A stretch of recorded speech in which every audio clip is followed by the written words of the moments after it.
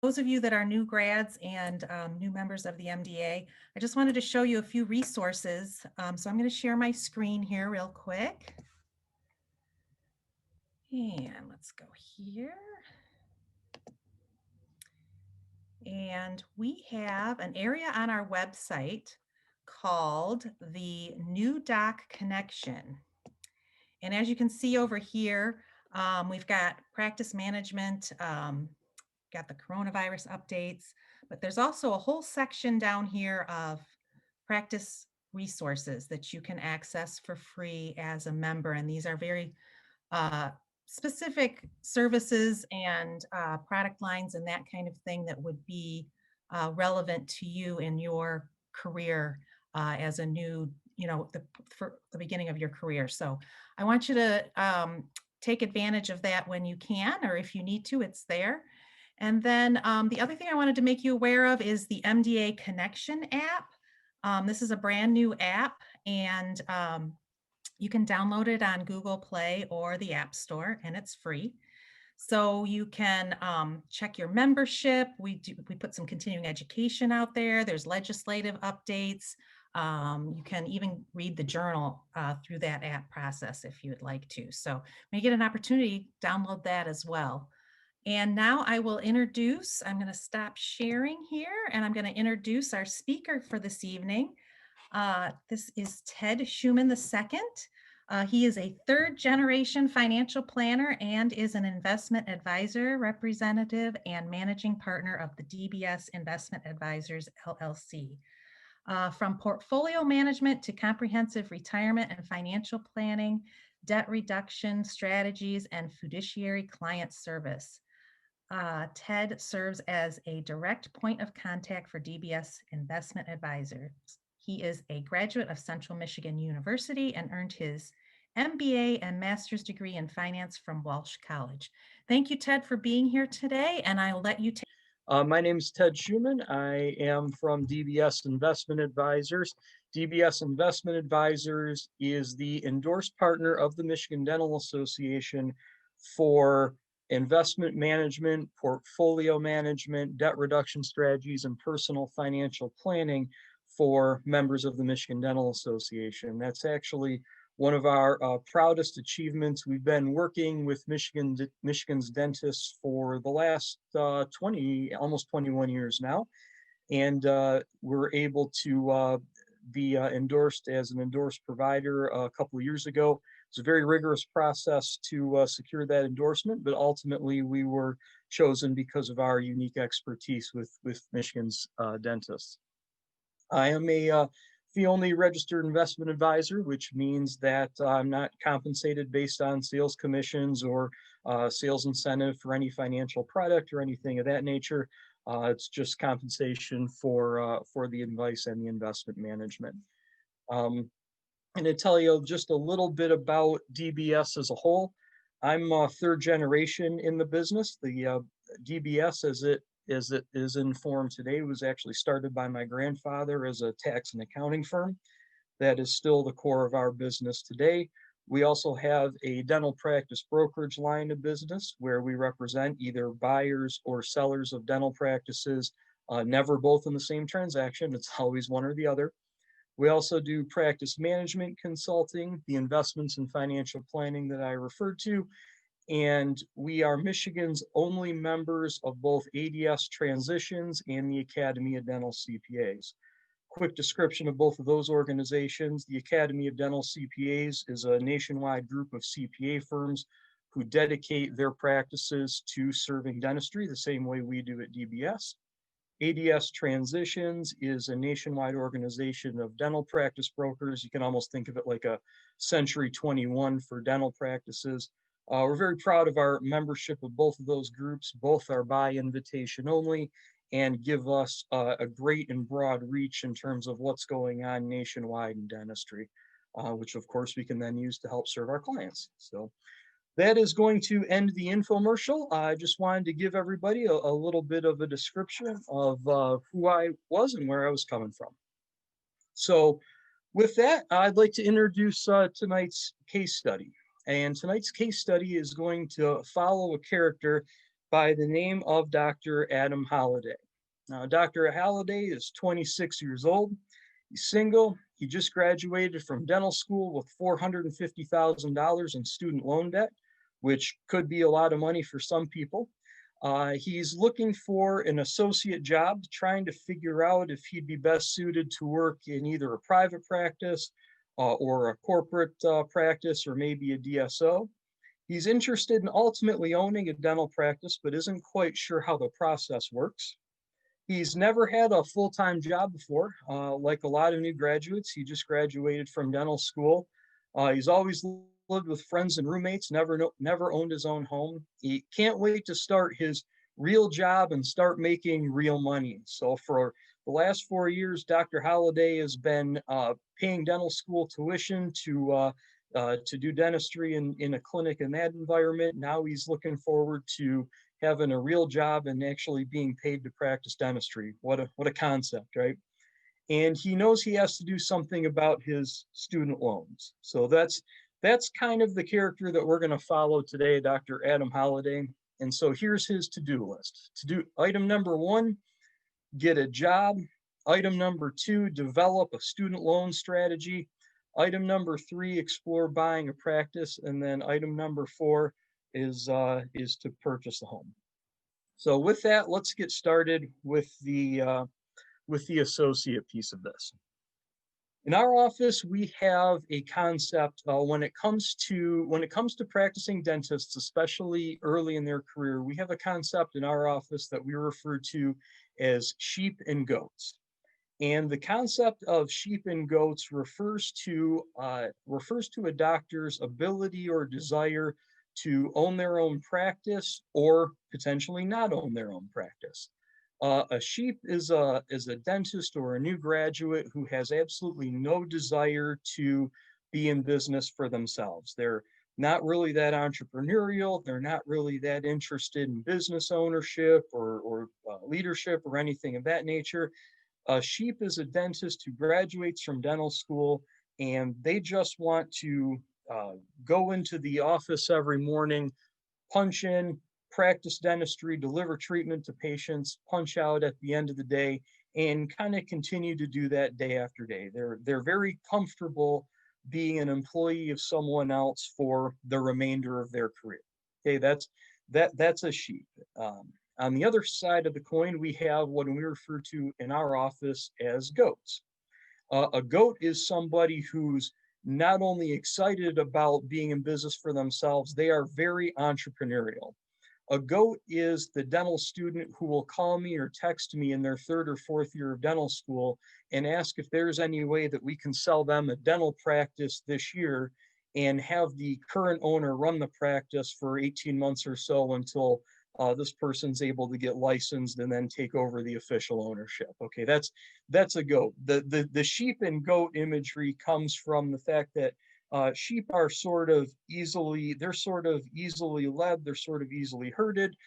Goats a little bit more stubborn. They'll eat anything in the barnyard. You got to stay out of their way. Okay, that's kind of the sheep versus goat concept that we talk about in our office. So as we look at what kind of associate jobs are out there, what kind of associate opportunities a young dentist might be encountering, the first thing that we have to ask is this someone who's a sheep or a goat? And then what kind of opportunity best fits that personality type? So as you would guess, sheep tend to do better in what I refer to as associate jobs that are sort of just jobs.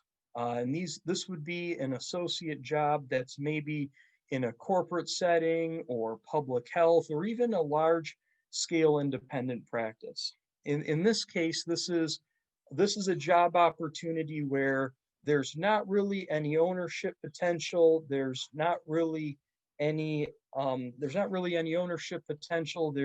There's not really any kind of next step. It's just a matter of we need the owner of that practice needs an associate dentist to help expand capacity, if you will. Okay. The same thing would be true with an association where there's no buy-in potential. Same kind of thing. Maybe the senior doctor has more patients than The senior doctor has more patients than they can handle on their own. They're not really interested in selling or partnering or anything else like that at this point in time. There's just more work there than maybe one dentist can do. So that dentist goes out into the market and hires an associate, someone to come to work for them to expand the capacity of their practice. They see this very common when one doctor owns multiple locations, for example, that the owner doctor wants to, they want to be the one that ultimately owns the practice, but they need the extra hands, so to speak, so that they can meet the needs of all the patients across all the locations. On the other side, there is what's called an association with buy-in potential. An association with buy-in potential is actually can be a pretty great fit if the right senior doctor and the right associate are able to cross paths. In this case, an association with a buy-in potential is where a senior doctor will hire an associate because not only do they need the extra capacity, but they also want to sort of groom the heir apparent, so to speak. They want to be able to bring up that associate to be the kind of clinician that's ultimately going to take over ownership of this practice. And that's a pretty great scenario for both parties involved.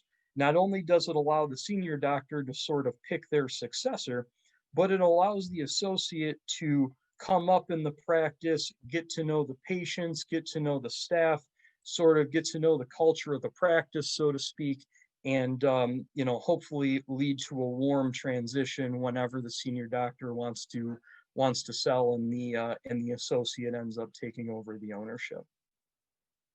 In this kind of scenario, I would typically recommend that some type of equity timeline be discussed, probably not sooner than the first year the associate is working in a practice of this nature. So what would happen is an associate would take an associate job in a practice like this, work just as an associate for the first year or so. And then after the first year, if it's still a good fit, hopefully the owner doctor and the associate would have some type of formatted meeting where they start talking about whether or not the associate relationship is still working out. And if so, when the associate might be able to plan on sort of buying in either in part or all at once. This is the most sought after arrangement by both the senior doctor and the associate for that reason. One of the things that I caution associates on when it comes to this sort of arrangement, though, is to make sure that they're having that equity timeline discussion on some kind of formalized basis. What happens, sadly, as a practical matter, is that sometimes an associate will be hired in a practice because the senior doctor is overworked. They can't imagine practicing many more years at the high pace and the high workload that they're in right now. So they hire this associate to sort of expand capacity, provide a little bit of relief, maybe allow the senior doctor to take some time off and that kind of stuff. Sometimes what happens though, when senior doctor has an associate on board and is now able to work a little bit less or take a little bit more time off or what have you, they sort of lose their desire to sell the practice with any kind of urgency because now the work that they're doing isn't as hard, it's not as draining, and they see themselves doing it a little bit longer than they originally thought. In the meantime, the associate's now been there a couple of years and they keep asking the senior doctor when they're going to be able to buy in because the associate is now up to speed and they've got their clinical abilities enhanced and that sort of thing. And now the senior doctor sort of in no hurry to sell the practice because now they're able to take more time off and sort of recharge and that kind of stuff. In the meantime, the associates waiting sometimes impatiently to be able to take over practice because that was sort of the plan from the get-go. So very important in this scenario for the senior doctor and the associate to have to kind of have that discussion at least a year after the associate's been a full-time associate in the practice and start talking about when it is that they'll be able to take over, and not just wait till, not just wait till next year, wait till next year, wait till next year. So probably one of the more important items in keeping, not only keeping a good associate, but having that associate keep a good relationship with the owner doctor. Next thing I think I would talk to Dr. Adam about would be where to find a job. For those of you who are maybe just finishing up dental school, or haven't maybe found a great associate opportunity yet, there's a lot of great resources out there. Andrea pointed out a couple of them. The MDA Connection app and the MDA Connection site, MDA Connect site, are both great resources for not only finding associate jobs, but also finding practice opportunities that are out there in the market. I'm also a big believer in going where dentists are. That includes things like your MDA Component Society meetings, as well as MDA annual session. Whenever there is an opportunity for either an associate job or even a practice acquisition, sometimes those opportunities aren't going to get listed in the places you think they would be, places like the MDA classifieds or the practice broker websites or what have you. Sometimes practice opportunities, either for purchase or to work as an associate, are things that are sort of just kind of connected behind the scenes, if you will. This is where a senior doctor might meet a new graduate at a dental society meeting or a CE event or something of that nature, and they kind of strike up a conversation. And it's one of those things where the senior doctor maybe didn't realize that they were ready for an associate, or maybe that senior doctor didn't realize that they were ready to start looking for someone to buy their practice, but they found an associate, they found a relatively new graduate who they think would actually be a great fit in their practice, and so the relationship kind of evolves organically that way.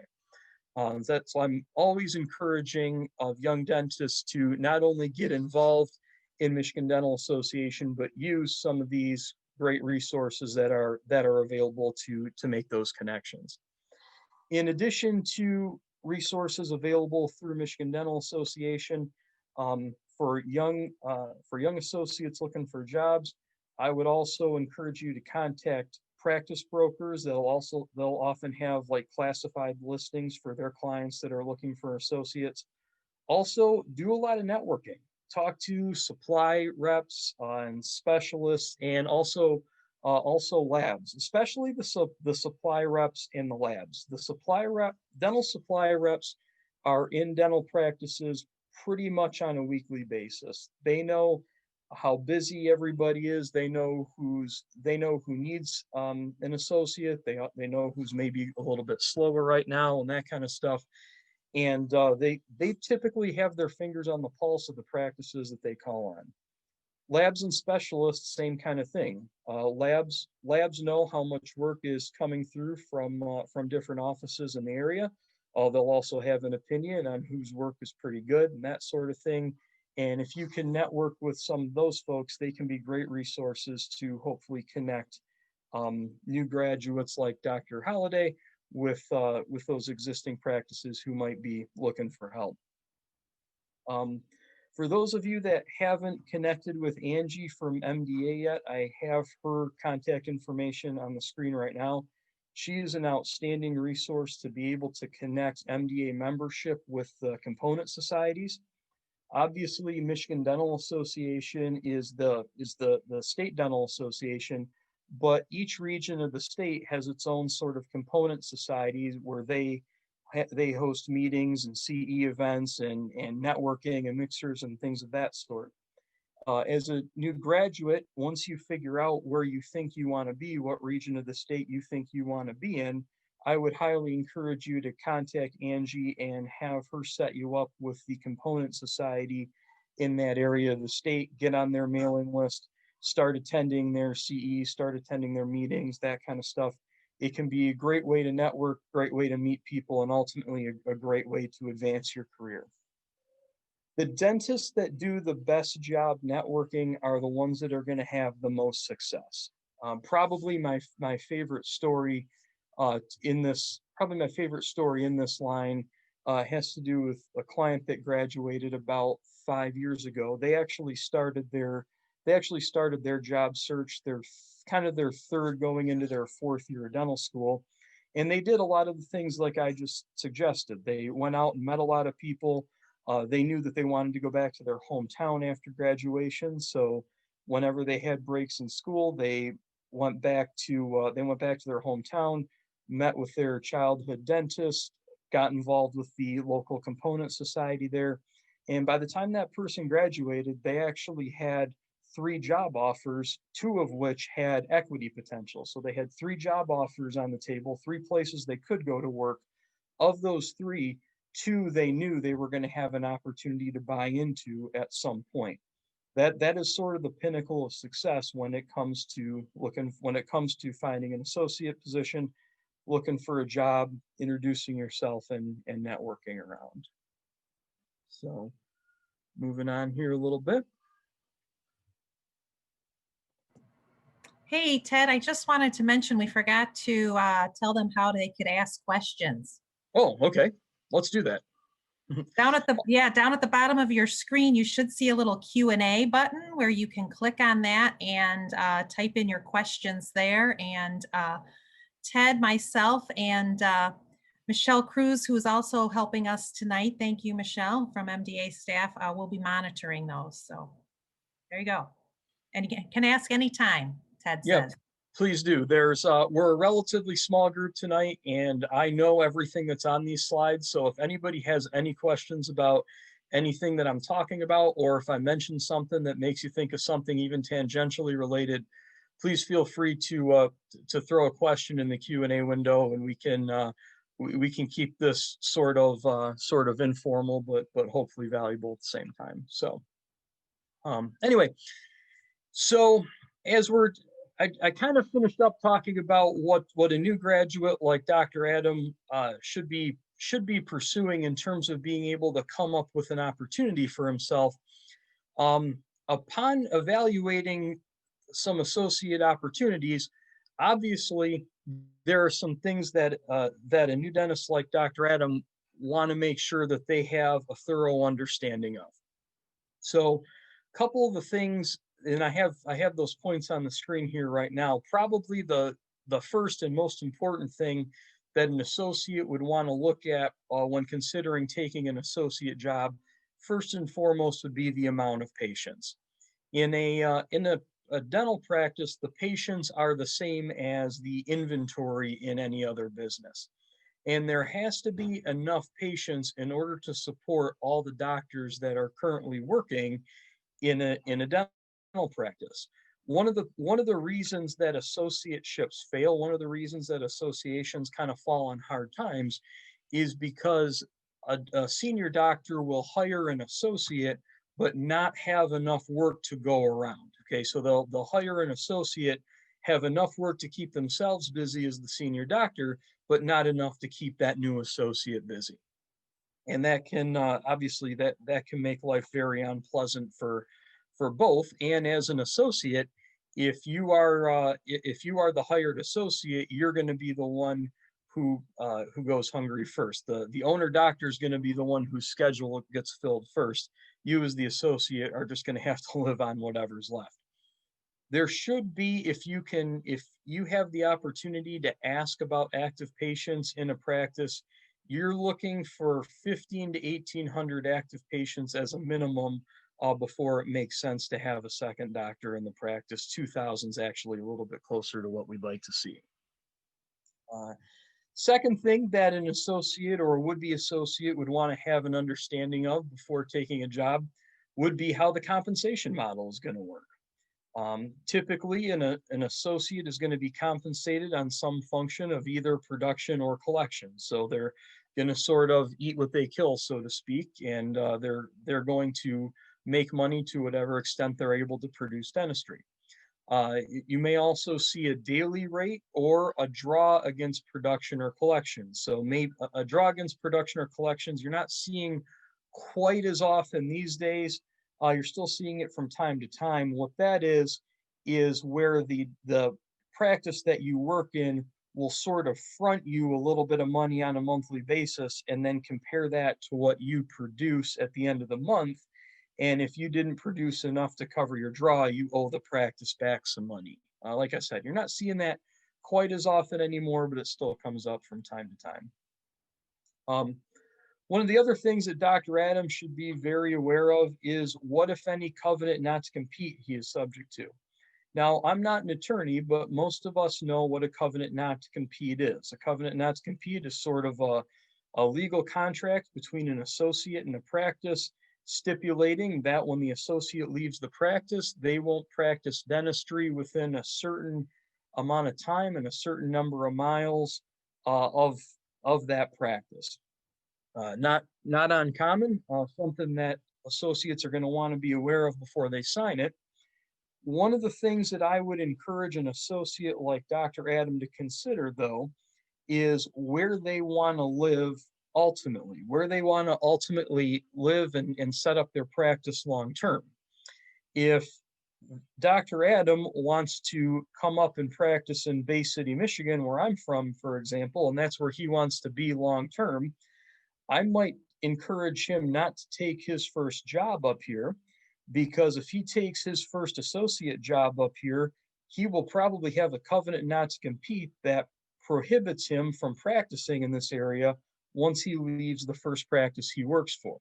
So if this is the area that he wants to be in long term, I might encourage him to take his first job elsewhere so that it leaves the area he ultimately wants to be in open and available for him to practice in long term. Dr. Adams should also have an understanding of what his management responsibilities to the practice might be. Those could be things like managing the staff, hiring and firing, facilitating staff meetings, morning huddles, those kinds of things. He also wants to know, or would also want to know, what his on-call requirements are. As the new associate, does Dr. Adam need to take all the after hours and Saturdays emergency calls? Does he have to, take all the emergencies and all that kind of stuff? Also, would encourage him to ask what the practice's history with associates is. If this could be a situation where Dr. Adam is the first associate in a practice, and it's going to be sort of new to everybody, both new to him as well as the senior doctor and the staff. Or it could be a practice where they have a new associate every 18 months. In either case, Dr. Adam is probably going to want to know which one of those situations he's going to find himself in, because they're two different paradigms in a practice. If it's a practice where they've had a lot of associates before, that's actually probably bodes pretty well. If it's a practice where they haven't had, excuse me, if it's a practice where they haven't had as many associates, or this is the first associate they've ever had, that's going to be a learning curve for everybody. Dr. Adam will probably want to know what his requirements in terms of providing his resignation would be. Can he just wake up one morning and decide he doesn't want to come in the office? Is it by contract? Is it 30 days, 60 days? Is there some stipulation there? That's something that he's going to want to have an understanding of. Also, any employee benefits that he might qualify for would be maybe any continuing ed allowance that's available, health insurance, dental insurance for himself or his family, or I should say dental benefits or dental treatment for himself or his family, covered by the practice retirement plan, all that sort of thing. Dr. Adams also going to want to ask the senior doctor if he has the right of first refusal for the practice. Now, right of first refusal, at the risk of being morbid, is an opportunity that Dr. Adam would have to buy the practice if something happened unexpectedly to the owner senior doctor. So God forbid if the owner doctor died in a car accident over the weekend, would Dr. Adam have the first right of refusal to buy that practice since he's the associate in it? That's a provision that comes up occasionally. He's also going to want to know if he's going to be treated as an employee or a subcontractor. Now, those are those are functions of the tax code that I'm actually going to dig a little bit deeper in a few minutes, but they have obviously different tax consequences. And the equity timeline we already discussed. So basically, how long is Dr. Adam going to have to wait before he'll know if and when he's going to be able to buy the practice or buy into the practice? Not an all-encompassing list on your screen, just some of the more relevant highlights of what an associate should look for when they're evaluating an associate job that they've been presented with. As you can see down in the lower right-hand corner, I have in boldface, you should always, always, always have a contract reviewed by your attorney. These are some points that are going to be pretty common in most associate contracts, but this isn't necessarily everything that you need to be aware of. I'm a big believer of the philosophy that professionals work with professionals, and a couple $100 spent with an attorney today can save you thousands in legal fees later on. So from here on out, you always want to make sure that anything you sign professionally, you've had reviewed by an attorney, you know what's in it, and you know what the consequences are. From here, I think we should talk. From here, I think we should talk a little bit about compensation model of an associate. I kind of touched on this on the previous slide. Pretty common model is to be paid as an associate some percentage of either production or collections. Excuse me. Or an hourly rate or a daily rate or some combination of the above. I myself prefer the percentage of production model with a daily minimum. That's what I typically recommend to my associate clients. That's what I would recommend to Dr. Adam here, would be to be compensated on some type of production model, let's say 35% of production, with a daily minimum, say approximately $600 a day. The idea here is that this allows Dr. Adam to have a predictable amount of money coming into his bank account every 2 weeks or every month or whatever their pay schedule is, but still be able to have a little bit of upside if he's a good producer and can produce higher than the daily minimum would give him. Sorry, there was a question that popped up in the Q&A. I will take a look at it, or I will share it with you all in a second. I am of the opinion that a full-time associate, their first full tax year out of dental school, should make a minimum of about $125,000 their first full year as a licensed dentist. Okay, $125,000 a year is a pretty easy number to hit. If you're working full time, if you're working 4 days a week, you should be able to get there pretty easily. If you're not able to get to at least $125,000 a year, that's okay. There could be some extenuating circumstances. You may not want to work full time, or you might be working, in a very small practice that you're going to ultimately end up owning or whatever. But if you're working full time, you ought to be able to make $125,000 in a year as a dentist, even as an associate. There's a question that's being asked in Q&A. The question is, does the MDA provide any resources for dental students looking for an attorney to review a contract, having trouble narrowing down good options or where to start looking for someone? Want to just share a quick answer. MDA does have a relationship with an attorney, a guy by the name of Dan Schulte. And Andrea, is that contact information that we can put in the Q&A or maybe follow up with after the fact? We can send that information with the CE voucher and survey tomorrow. I don't have it at my fingertips, but yes, we can get that information to them. Great, thank you. And great question. Thank you for asking it. So let's think we're pressing on here. There we go. Okay, so I talked a little bit about compensation model. Like I said, I'm a big believer in a percentage of production with the daily minimum. What should happen in that as a practical matter is that the practice should keep track of the associate's production, let's say on a monthly basis, and then there should be a settle up once a month between what was paid in the daily minimum, what was produced, and make sure that if the associate has any upside coming to them, that they're paid by the practice accordingly. So next piece that's relevant as it relates to associate compensation would be being treated as an employee versus a subcontractor.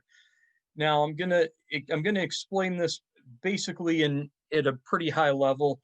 If you are treated as a subcontractor, then you are your own business on paper. That's how it works. And you are paid by the practice that you work for as basically as a vendor of that practice. You are being paid, it's just another company that practice does business with. So when you're paid your compensation, there's no taxes taken out of it. There's no retirement plan. There's no health insurance. There's nothing like that. They give you just whatever income you generated per your contract. And then it's up to you as the subcontractor. It's up to you as the associate dentist to submit quarterly taxes based on how much money you're making at that office, and also keep track of all your business income and any business expenses that you can take as a deduction against that business income. On the left side of your screen, the alternative to that would be being paid as an employee. That's where your income comes to you in the form of wages. Your taxes and whatnot are withheld out of your paycheck and you're paid on a per payroll basis.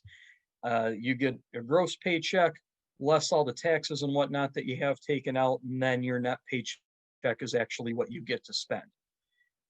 As a matter of a best practice, most associate dentists are most appropriately treated as employees as opposed to subcontractors.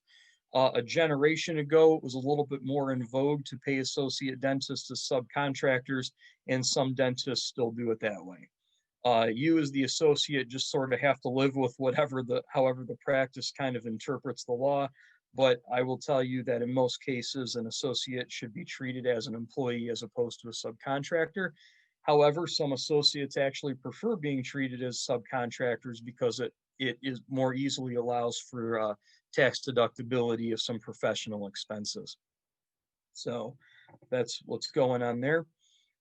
What I have on the screen here, getting back to our friend Dr. Adam Holliday, is sort of a sketch of what his paycheck could look like if he took that associate job and actually did a little bit better than the 125 minimum that I recommend. In this case, Dr. Holliday has an associate job where he's paid as an employee and he makes $150,000 a year, which breaks out to be $12,500 per month. So on the left side of the screen, you can see that his top line paycheck is $12,500 a month. From that, they withhold $2,438 in federal taxes, $531 in state of Michigan taxes. Social Security and Medicare are $775 and $181 respectively. And then Dr. Holliday is actually putting 3% of his pay into the practice retirement plan. So that nice big $12,500 top line number actually ends up being a much more manageable $8,200 a month in actual net income that doctor can spend. Okay, that's sort of how the paycheck would look if you were making $150,000 a year. On the right side of the screen, I stipulated just a couple of very basic, just a couple of very basic fixed living expenses. Things like $11.45 a month for rent, $150 a month for electric and gas, $700 a month for groceries and restaurants, $700 a month in transportation. And then unfortunately, Dr. Adam can't stay on his parents' phone bill, so he has another $200 a month in cell phone and internet that he has to pay out of the $8,200 a month that he makes. As you can see, there are some question marks as it relates to savings amounts and student loans.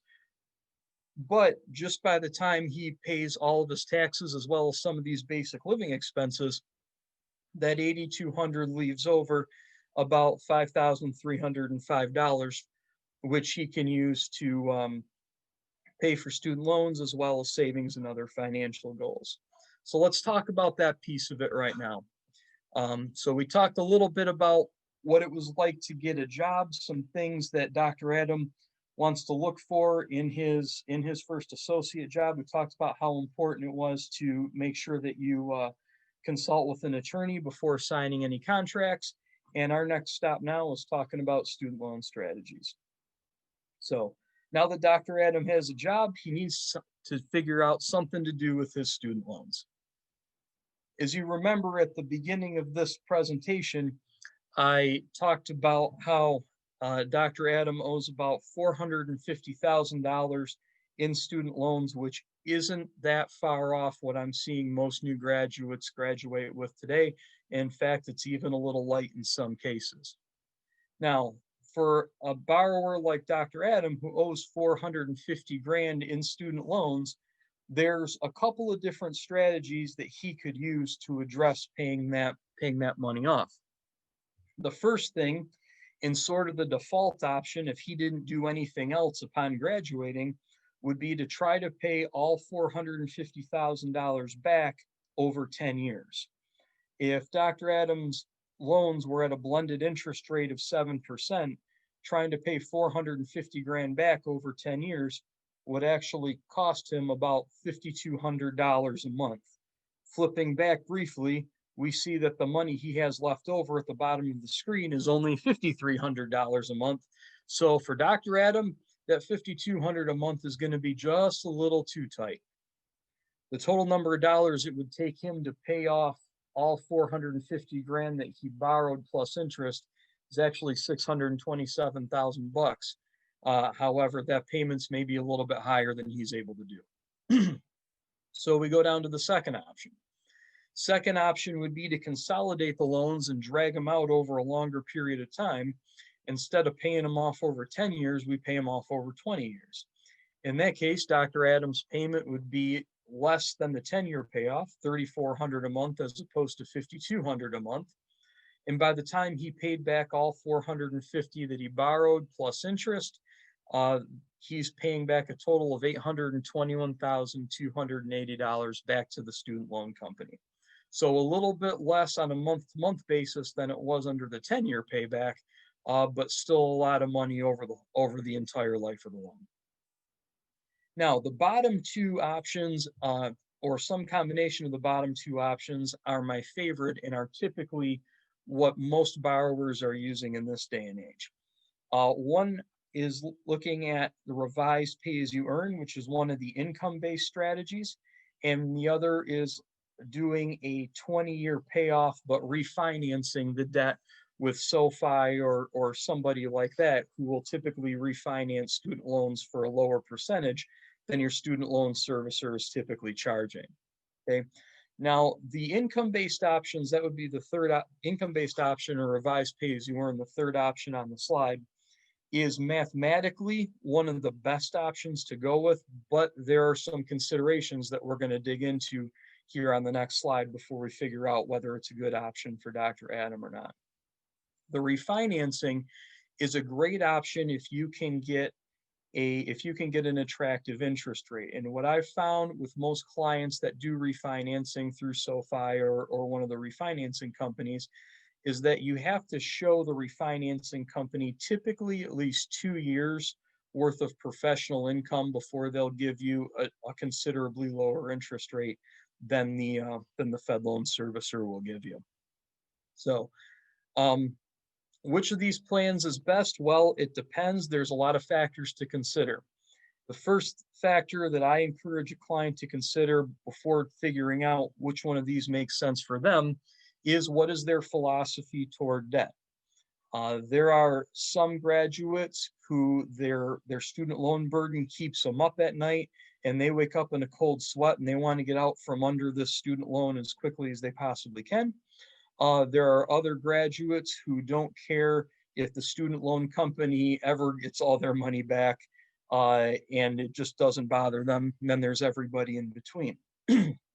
Some of the factors to consider when you're looking at a student loan, strategy is, what does the borrower, in this case, what does Dr. Adam think that he's going to make over the course of his career? What's the marriage and family situation? Is doctor willing to work either in public health or in the military? Both options have some student loan incentive for doing so. And also, what's the credit history?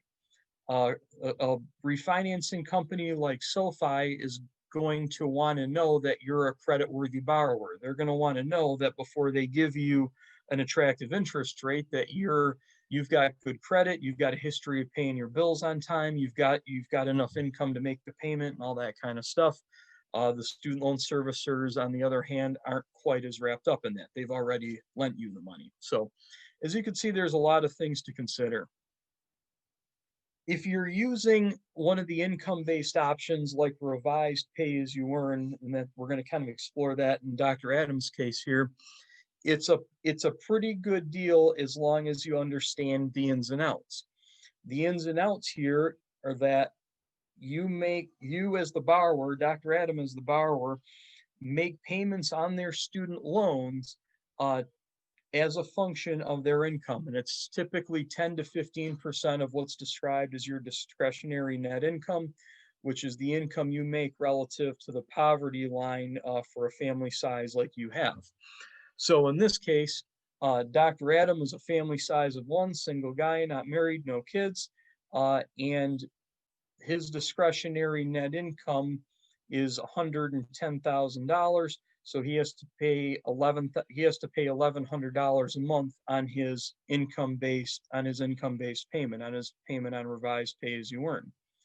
Now that amount of money on a monthly basis isn't even going to be enough to cover the interest on his loans, which is okay. Okay, these loans are not designed to be paid off to zero. These loans are not designed to be paid off the same way a car loan or a mortgage or something like that is.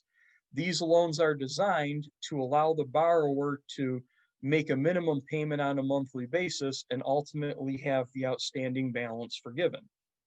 In this case, 25 years from now, Dr. Holliday will have a balance of $528,000 that's forgiven because he will have made all of his payments between now. He'll have made all of his payments between now and then. But as you can see, he wasn't even enough to pay the interest. So the actual amount of money that's going to be forgiven grew to be greater than the original $450,000 that he borrowed. And the $528,000 that's forgiven under today's tax law would cost him about $211,000 in federal and state taxes.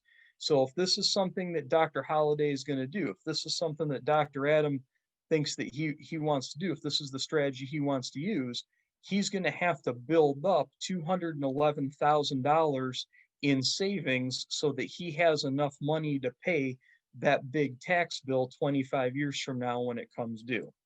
What that means is that starting basically immediately, he's going to have to save $600 a month in a side investment account and get at least 6% rate of return on those investments to have the 211 grand that he's going to need to pay the tax on the $528,000 that's going to be forgiven 25 years from now. Okay? Mathematically, it will work, but Dr. Adam has to be committed to the fact, Dr. Adam has to be committed to saving money between now and then and knowing that he's going to have that big tax bill due later on. Now, one of the cool things about this strategy is that he can do this for a couple of years, maybe until he gets his income ramped up as an associate, or maybe even the first couple of years that he owns a dental practice and he's kind of getting his feet under him in terms of what the cash flow of his practice is like. And then he doesn't actually have to stay on this program forever. He can leave this program anytime he wants, go to SoFi or something like that, and have them refinance whatever he owes at that point in time. And then the dollars that he saved up to pay the big tax bill, if he saved up that $600 a month for a couple of years, he can either use that cash to put down as a down payment on the loan when he goes to SoFi, or he can just use that as having jump-started his investment portfolio to build up money later on. It's very flexible from that standpoint. I'm going to kind of pause here. Are there any questions about using the revised pay-as-you-earn strategy or any of the income-based? This is typically a point in the presentation that I get a lot of questions. No questions at the moment. I will keep monitoring the Q&A though. Okay. So as you can see on the screen right now, I've sort of updated Dr. Adams' budget with the same income that he's making as an associate, and I've dropped in the $1,100 a month student loan payment that he has to make, plus the $600 in extra savings that he has to do on a monthly basis to make sure that he's got enough money to pay that tax bill when it comes in. So now his money left over dropped from about $5,000 extra a month down to about $3,600. The extra money he has left over dropped from about $5,000 a month to about $3,600 by the time he pays his basic living expenses, plus his student loans and his and the savings that he needs to do for the tax bill that'll do when the student loans mature. With extra cash, there is a sensical hierarchy that Dr. Adam should be looking at using his extra cash for. The first thing that any extra cash he has should go to building his emergency fund. And as a financial planner, I can tell you that the emergency fund should be 3 to 6 months worth of living expenses saved in cash. Okay, that's the money that you should always have at your disposal if you for some reason weren't able to make money, if you for some reason weren't able to practice dentistry and produce income. Now, most financial planners would tell you that an emergency fund is important because if you have an unexpected expense like a water heater to replace or a car to fix or something like that, you don't want to have to go into debt to take care of those kinds of expenses. That's true, but in the case of most dentists, even unexpected expenses like that are typically able to be handled out of the checkbook without much of a problem. Where an emergency fund matters for a dentist the most is if they ever find themselves in a situation where they're disabled. Most dentists will have disability insurance. In fact, anybody who's listening today, if you don't have disability insurance, contact MDA IFG and have them set you up immediately. It's probably the most important thing you can do. If you become disabled and have to make a claim on your disability insurance policy, often there's what's called an elimination period. It's 30, 60, 90 days, something like that, between the time you become disabled and the time the disability insurance policy kicks in. You need to be able to pay your bills between the time you become disabled and the time the checks from the disability policy start coming in. And that's where the emergency fund kicks in. That's why it needs to be somewhere between 3 and 6 months worth of living expenses so that you can continue buying your groceries and paying your bills and paying your rent and all that kind of stuff until the disability income kicks in. Second place that extra money should go should be toward debt reduction. In the case of Dr. Adam, he's kind of already got that in hand. He decided to use the revised pay-as-you-earn strategy, and he knows he's got $1,100 a month going out the door for that, plus $600 a month going into the side savings account. It does not pay to pay extra on your loans if you are on one of the income-based options. If you're on income-based or revised pay-as-you-earn, only pay what's required, and any extra cash should go into building your portfolio. That's actually that next block above that. In the case of Dr. Adam, he's putting a little bit of money into the practice retirement plan, at least enough to get the full match, which is about 3 or 4%, depending on the kind of plan that his employer has. He should be putting extra money in that or in the side account that he's going to use to pay the taxes. It's inefficient for him to pay extra on his student loans if the student loans are on one of the income-based options. And then finally, there are any other goals that Doctor has.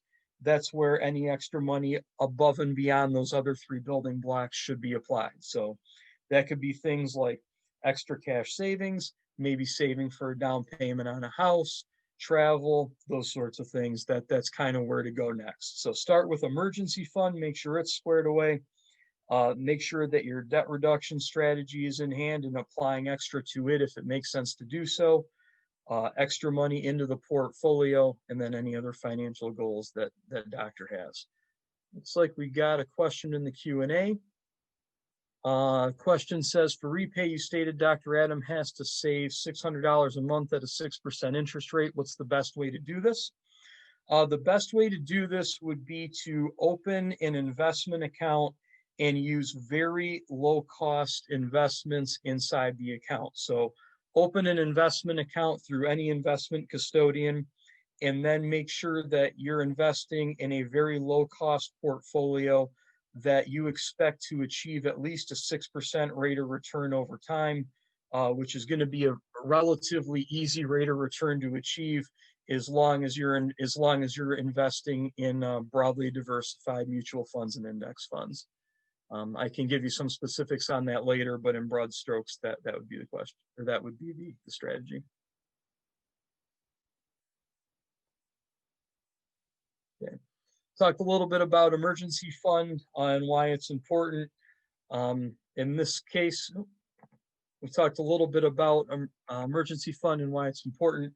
In this case, Dr. Holliday's emergency fund needs to be about $26,970. That'll get him the 6 months worth of living expenses that he needs. In this case, he's committed to saving $1,200 a month until he builds up $26,970 in savings. Once he does that, any savings he does beyond that is sort of his to spend if he wants to, but the first $26,970, it should be an emergency fund that never gets touched unless he's disabled or has some other interruption to income and has to live on savings. One of the things you heard me say about Dr. Adam in the beginning of this presentation is that he was, he was excited to start his real job and make real money. One of the things where dentists, particularly new associates, run into problems is with what's called lifestyle creep. Lifestyle creep kicks in when someone is making an income for the first time in their life and they start to overspend on luxuries because they sort of fall into the trap of, well, it's only a small payment. So for example, they may upgrade their vehicle, they may upgrade their vehicle over and above what they had been driving in dental school because they feel like they can afford a payment that's $500 higher now. They may upgrade their home or their living situation. Maybe they'll live on their own as opposed to living with roommates, or live in a nicer house because it's only another $500 a month. They may upgrade their furnishings, same thing. They may go out to eat or travel more or do whatever because as they start to spend more money, their mentality is, well, it's only a couple more dollars. Well, it's only a couple more dollars. After a while, those big payments can become fixed costs in your life, and you end up basically just working to make these payments that you've obligated yourself to. So the best advice that I could give someone like Dr. Adam is to make sure that he's spending intentionally. Make sure that whatever it is he's buying for the right reasons, and the fact that it's costing him a little bit more money is okay, because ultimately he's going to be better off for having spent it. So always want to avoid lifestyle creep. Unfortunately, what happens in lifestyle creep is that somebody's life gets more expensive than they realized it did, and they have to go out and work that much harder to have the same lifestyle because they now have these extra payments involved in it.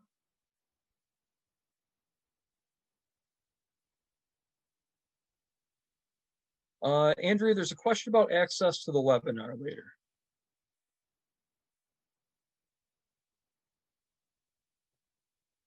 Yes, we are recording this, and we will have this housed in the area that I showed you on the website called the New Doc Connection. Give us a couple weeks to get it there. We are backlogged with getting videos to our online website, but it will be there eventually. And it'll be free for you to access it. Okay. All right, we talked about getting a job and student loans. Let's talk about practice ownership. So why own a dental practice versus why associate? Well, the reasons to associate are pretty clear. The first one, it's less stress. Uh, it's a much easier thing to do to just go to work for someone else and let them make all the decisions. When dental practices in Michigan were right in the midst of the shutdown, those associates that didn't own practices didn't have to give a lot of thought to how they were going to handle HR issues. They didn't have to give a lot of thought to how they were going to handle PPE. They didn't give a lot of thought. They weren't sitting on webinars learning what PPP loans were and whether or not they should take them for their practice. That was a much less stressful environment to live and work in. Okay. So it's much less stressful to be an associate. It's also a great opportunity to build up skills and confidence. I would suggest that any associate dentist is a considerably better dentist 12 months after graduating than they were the day they walked out of dental school.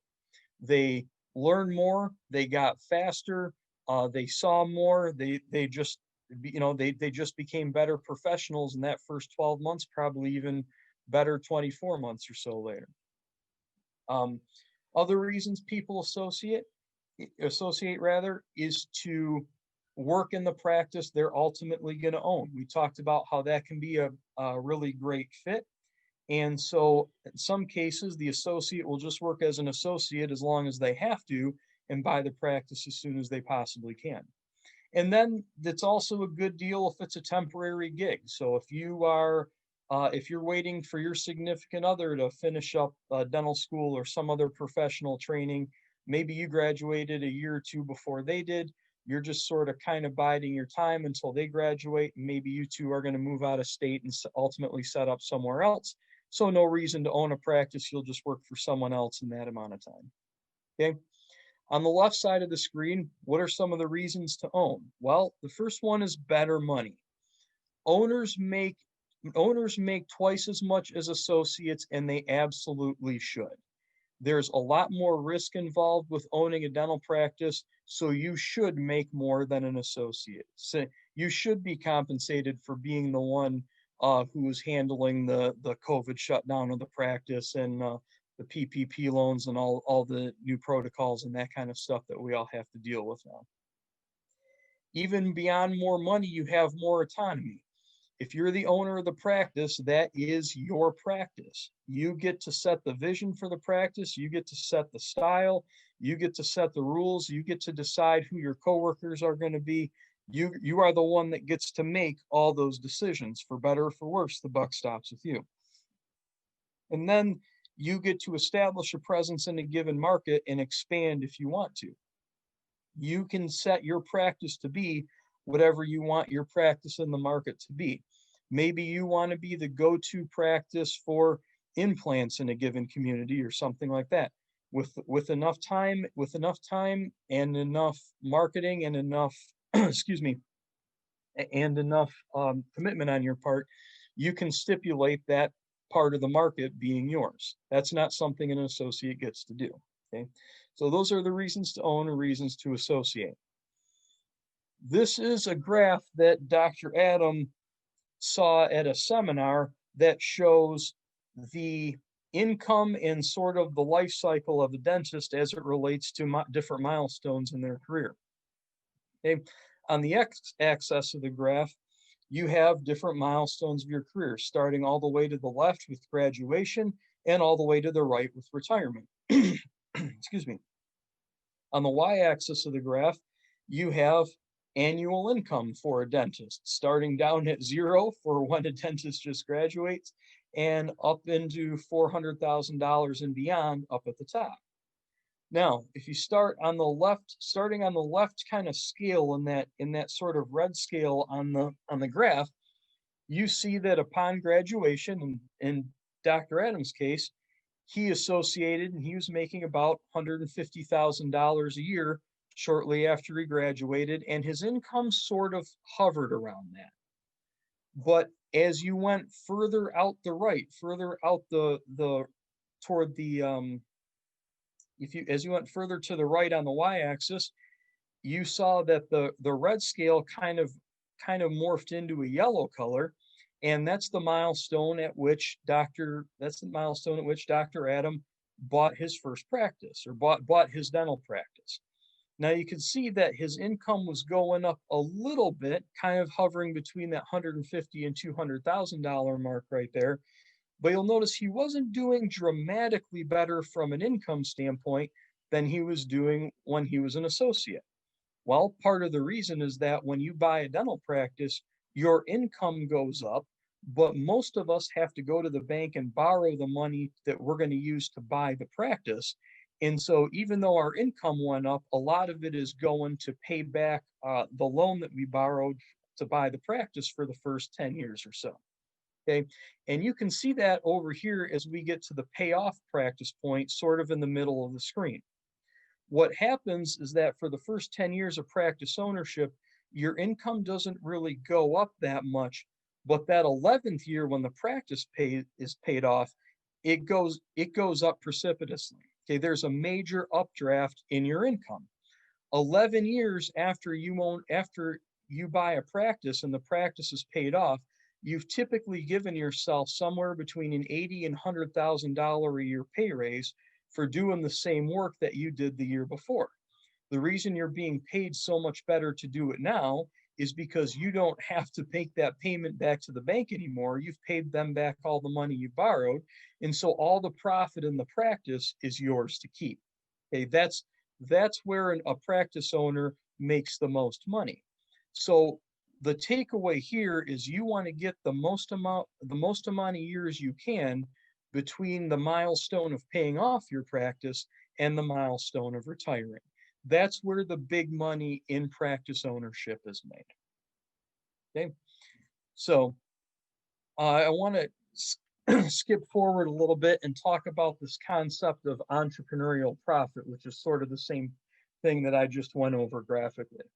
Okay, entrepreneurial profit is the extra money that a practice owner makes over and above what they would make as a dentist.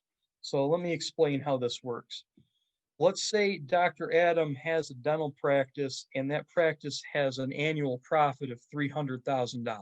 Okay, so let's say maybe Dr. Adam is doing $900,000 in revenue. It costs him $600,000 in overhead by the time he pays the staff and pays the lab and the supplies and all that kind of stuff, and he's left with $300,000 in profit at the end of the year. Let's say now Dr. Adam has another $50,000 in business expenses that he takes against the profit of the practice, but they're expenses that are unique to him. They're things like a company car that he runs through the practice, maybe some professional travel, maybe a retirement plan contribution for himself. Those things that he deducts for tax purposes, but are unique expenses to him. I call those professional expenses of a discretionary nature. By the time Dr. Adam has $300,000 worth of profit in his practice, plus the $50,000 of discretionary expenses, there's $350,000 of profit there. Now, if we were just to pay him as an associate on that 30 to 35% of production model, he would only make $210,000 as an associate in this practice. But instead, he made $350,000 as the owner of the practice. The extra $140,000 that he made over and above what we would have paid him as his own associate is the entrepreneurial profit. It's the extra money that business owners make for taking on the risk and owning their own practice. It's the premium they make for taking the risk. So, sort of a quick description of entrepreneurial profit. If you're asking if practice ownership is right for you, I will tell you that the entrepreneurial profit makes it makes it very attractive, but I'd be lying if I said that today's dentists practice in the same environment their predecessors did. The fact of the matter is that they do not. Today's Michigan dentist not only has to deal with some declining reimbursement from some of the dental benefit companies like Delta PPO and that kind of stuff, but they also face increased competition from some of the big group corporate practices. Okay? That means that, excuse me, that means that dental practices more than ever have to be managed just like any other business. They have to be managed very intentionally.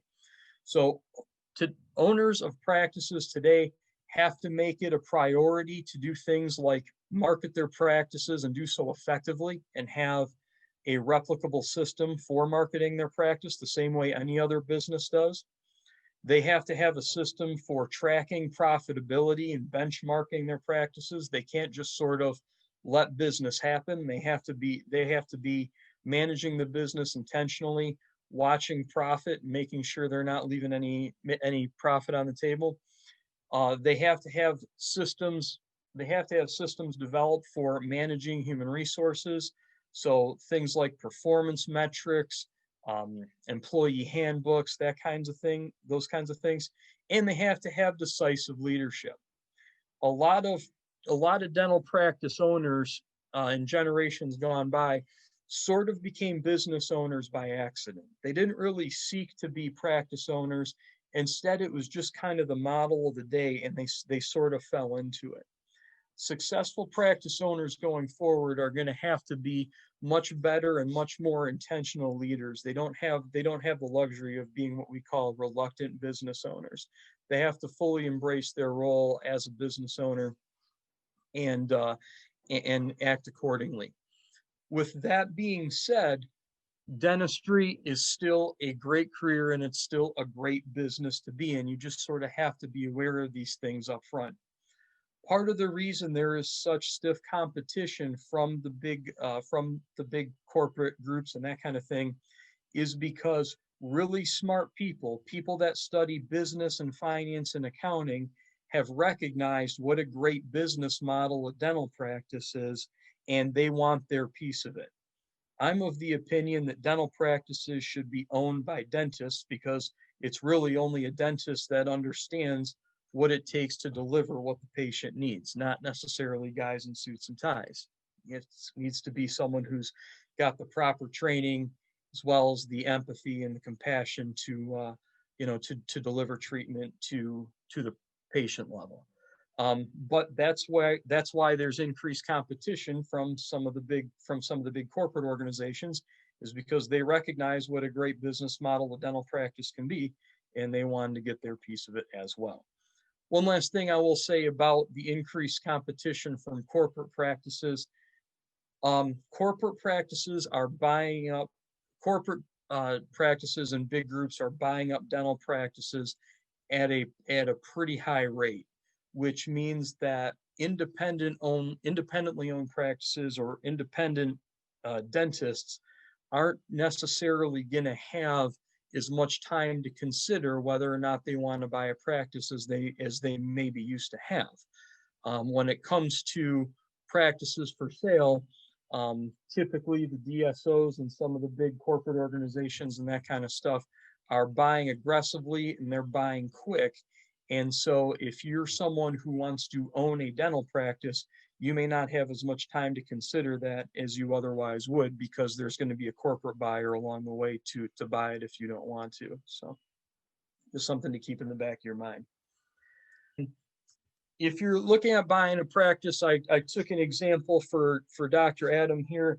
He decided that he wants some of that entrepreneurial profit, so he found a practice that he wants to buy. It's a practice on average doing $900,000 in revenue, and it's averaging $324,000 a year in profit. He ends up buying it for $630,000, but he has to borrow a little bit more than that for some working capital and attorney fees and that kind of thing. So by the time he builds all that into the equation, he borrows $722,000, at 3.5% for 10 years. That's a $7,100 a month payment. If he has $27,000 a month in profit, less 7,140 in a practice payment and 9,400 bucks in tax, there's $10,410 available to him to take in the form of cash income out of the practice that he just bought. You think back to what he was making as an associate, he was only living on, I think it was $8,200 a month. So there's a little bit north of $2,000 here. There's a little bit north of $2,000 more that he can take even after he pays the payment and the tax on this practice. Fast forward 10 years and he's got that $7,100 a month. He's got that $7,100 a month payment paid off. Now that cash available goes from 10,410 to north of $17,000 a month. And that is more than double what he was making as an associate.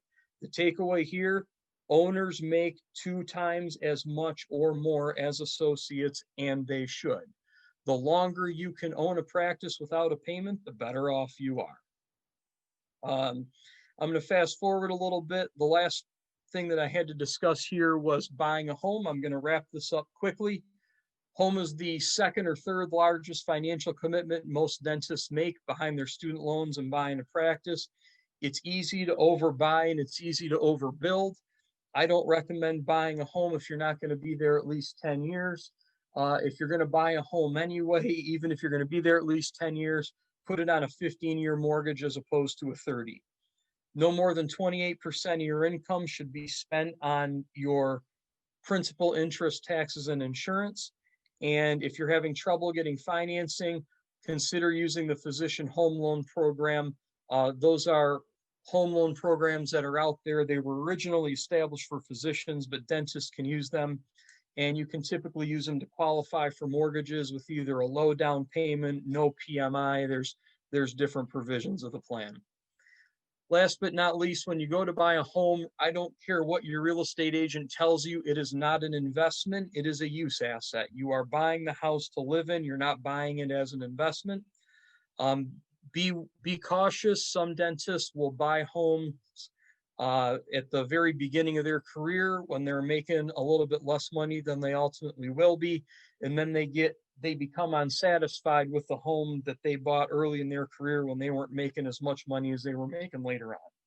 Okay, whether you buy or you rent, remember it's still money going out the door every month, and you have to consider more than just the rent payment as opposed to the purchase payment. If I can give you a word of caution, do not buy the home until you own a practice. Buying a home before you buy a practice really limits the market for a practice that you can buy. And there can be some great gold mine practices out there if you know where to look. Unfortunately, if you're locked into one market because you already own a house there, you could take yourself out of the game. So, couple final thoughts. First thing, I'd like to thank Michigan Dental Association for having me. I apologize for going a few minutes over, but take advantage of everything Michigan Dental Association has to offer for both practice opportunities as well as associate opportunities and just your overall career support. There's never been a more important time to have a voice in organized dentistry, and that's what the Michigan Dental Association does for dentists in Michigan. They do great work, and it's a great organization to be a part of. Make sure you have attorneys review any contracts before you sign them. Watch out for lifestyle creep. Make sure you have a workable debt reduction strategy. The longer you own a dental practice, the better off you are, and do the best you can not to buy a house before you know where you're going to own the practice. The screen, feel free to contact me if there's anything that I said that sparked a question or anything else that I can do to help any of Michigan's dentists. So thanks very much for taking your time with me tonight, everybody. I really appreciate it.